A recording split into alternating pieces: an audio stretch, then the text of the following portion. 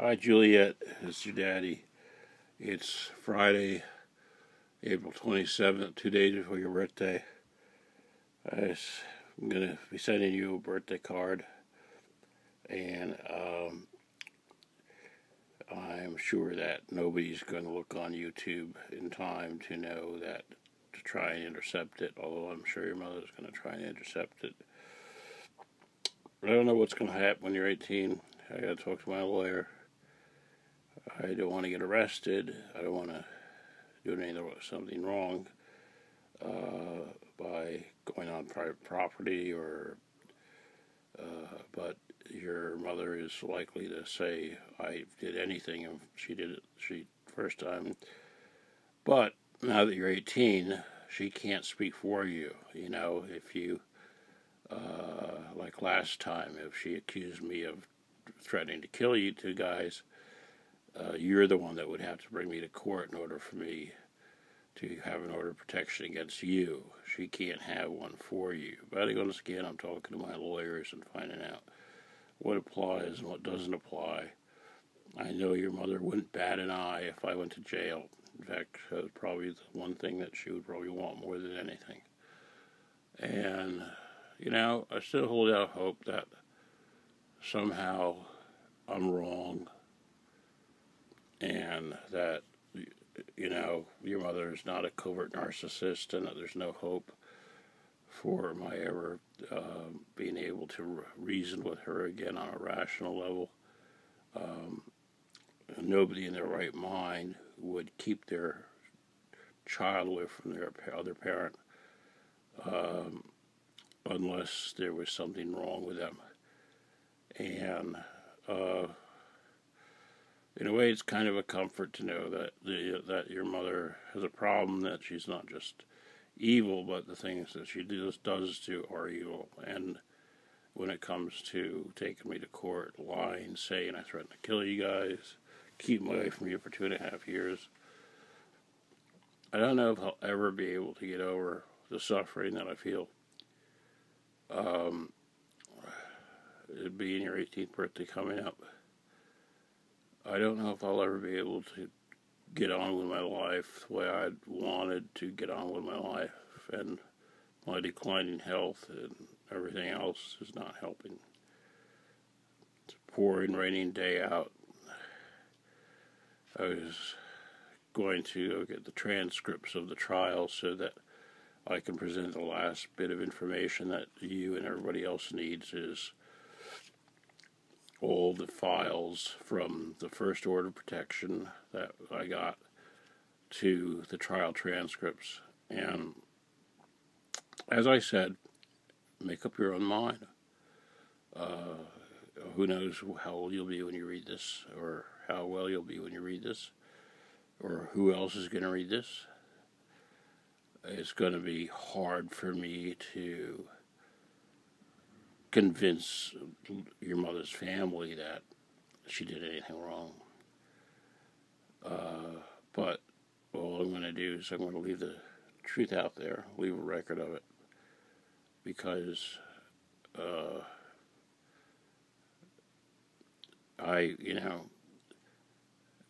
the only thing that she could say is that I caused your social anxiety disorder. I caused you to be afraid of everything, and it's just not true.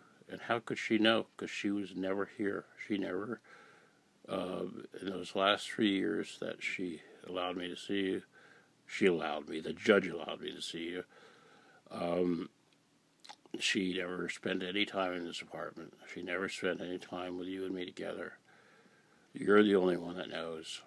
You're the only one that can really vindicate me. And I didn't do anything wrong.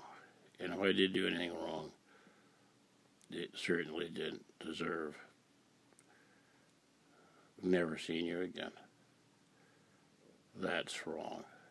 And that's wrong in a very, very moral way. But if she believes in God, she'll have to face him. And if she doesn't, then she'll have to live with herself. And I don't really care about her so much as I do about you. You're what I care about. You're what I'm going to continue to leave things on YouTube for, and I'm going to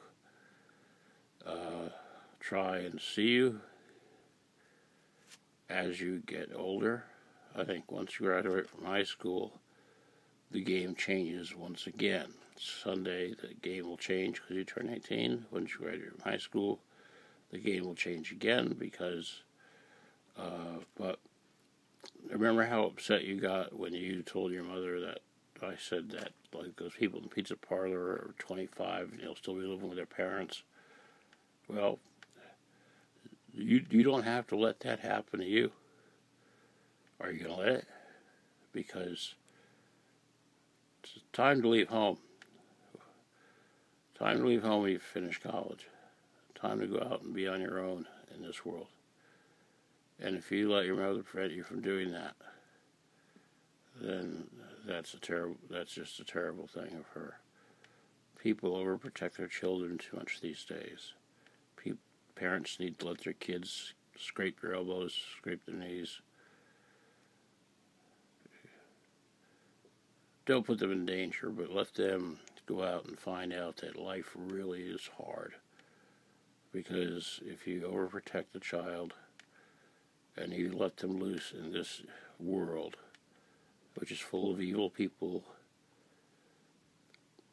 bad people, and really a lot of hardships, then it's going to be almost impossible for you to survive without getting a few bumps, bruises, and scrapes now as a teenager. That's what being a teenager is all about. It's preparing you for being an adult. And that means, suffering a little bit, and not the way you're suffering, but just going out and experiencing the world, and because that's the only way you're going to enjoy life. So, your mother is going to listen to this. She's going to say, oh, he was drunk, he's on drugs, he's crazy, he's been in mental hospitals. I'll also read you, once you're out of school, I'm going to read you the psych reports, all the psych reports I've gotten, because I've gotten all your psych reports from everyone now, and the way your mother has talked about me in those as well is just unbelievable. And, there's only so much I can do except to tell you, keep putting these up. Can't write you because your mother will take the letters. Can't call you, your mother will intercept the calls. I can't email you. I can't do anything. And if I come over to your place, she can have me arrested for trespassing or harassment or whatever. I've got to be very careful because your mother scares me.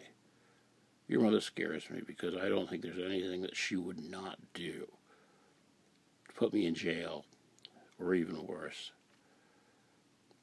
And that's every time I hear a knock on the door, I think it's the policeman with a warrant from your mother. What a way to live. So you got to understand that there are two sides to this story, and you need to hear mine. Your family needs to hear mine. They're not always going to like what I say, and they're not always going to agree with what I say, and I don't blame them, but both sides of the story need to be out there. And when they read the transcripts, word for word, and look at the documents, word for word, from the time your mother had me served to the time the court ended, make up your own mind. All right, I'll show you the birthday card I made for you.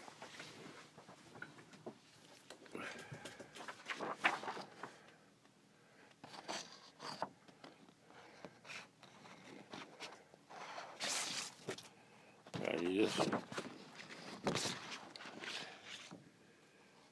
Happy 18th birthday, Juliette. Love, Daddy. And Rocky and Bullwinkle and The Simpsons, and then some pictures of some other stuff that I had. Teaching you how to ride a bike and tennis lessons, going to the movies and Carvel afterwards, Disneyland and Space Mountain, and making steaks and brownies at our house. We had a wonderful time together. And it would take your mother being a fly on the wall to know that. And then who knows whether she would actually admit that I never did anything bad to you. We'll see. Hope springs eternal. I love you.